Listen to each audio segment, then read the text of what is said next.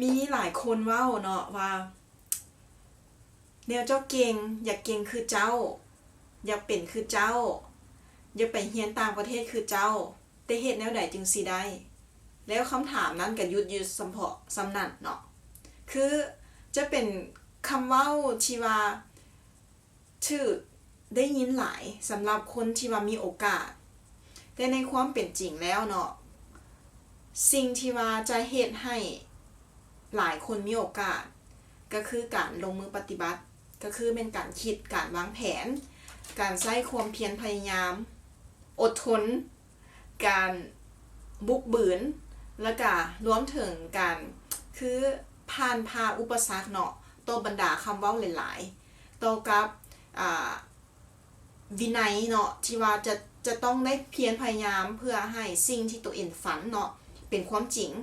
เพื่อให้ความฝันของตัวเองเนาะสานไปเทื่อละเล็กเทื่อละน้อยแล้วกลายเป็นความจริงขึ้นมาได้ฉะนั้นแม่น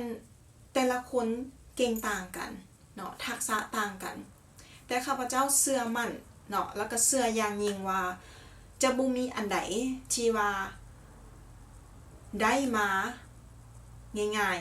ๆแล้วจะบ่มีอันใดที่ว่าเฮาจะเฮ็ดบ่ได้นอกเหนือจากความพยายามของเฮาคือคำว่าเก่งจะต้องมาย้อนว่าเฮาได้เพียรพยายามมาเฮาได้ตั้งใจมาเฮาได้อดทนมาความเก่งตัวนั้นเนาะก็คือจะช่วยแล้วก็ส่งผลเฮ็ดให้เฮาสานฝันได้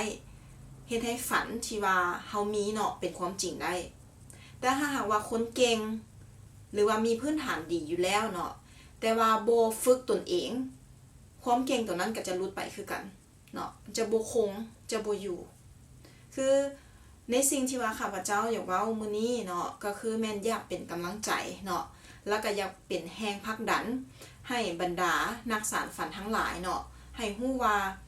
สิ่งที่ว่าเฮากำลังเฮ็ดอยู่มันจะเกิดผลแต่เฮาจะต้องได้ค่อยๆเฮ็ดเนาะเฮ็ดไปเรื่อยๆเนาะเฮาบ่ต้องคิดว่าเฮาบ่เก่งแล้วมันจะบ่ได้เพราะว่าอันนั้นมันเป็นความคิดที่จะเฮ็ดให้มาบล็อกสิ่งที่เฮาจะเฮ็ดความคิดที่จะเฮ็ดให้เฮาท้อความคิดที่จะเฮ็ดให้เฮาหยุดที่ว่าจะสานฝันของเฮาต่อฉะนั้นการที่ว่าเฮาเฮ็ดเนาะมีแผนการซอกหาคนซวยเนาะซอกหาคนที่มีประสบการณ์แล้วซวยเนาะซวยผลักดัน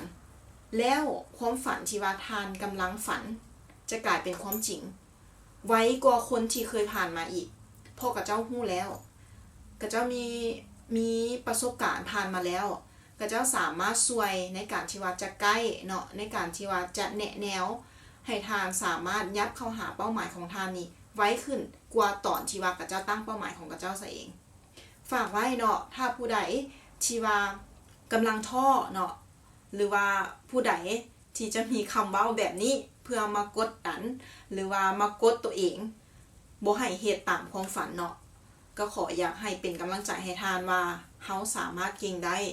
ย้อนความเพียรพยายามของเฮาเองเนาะและทานจะประสบผลสำเร็จ